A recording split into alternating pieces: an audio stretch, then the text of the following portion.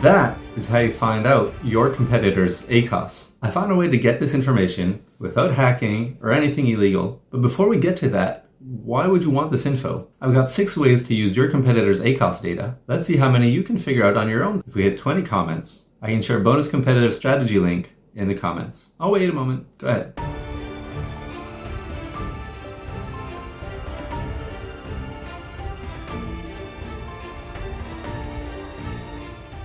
The simplest way to use this info is to consider if you have the right ACOS targets or the right TACOS targets. If your competitors are spending more, perhaps you should as well. Or perhaps your ACOS suits your strategy and they should be copying you.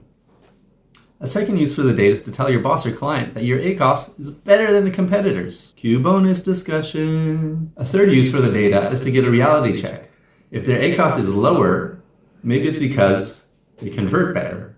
Have a look at the search query performance report to see how they convert on important keywords. You need to analyze the listing's titles, pricing, picks, copy. What's better? A fourth use of competitive ACOS data is to reality check your strategy.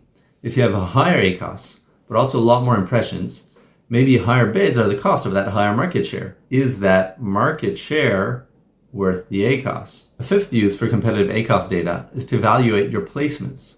If your ACOS and impressions are higher than competitors, you may be getting lots of product page traffic. Product pages generate tons of impressions, their traffic converts less in search traffic, and so product page traffic can inflate your ACOS and your impressions.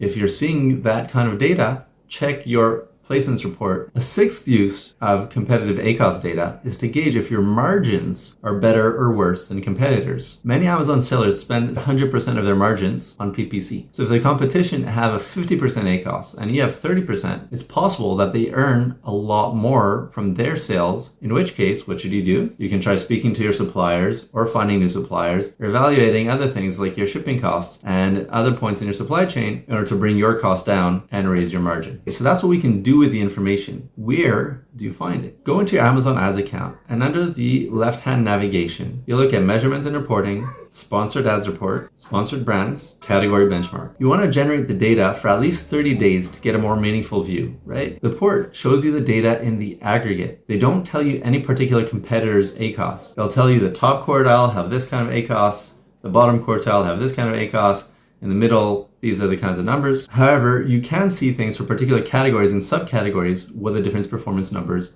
are. And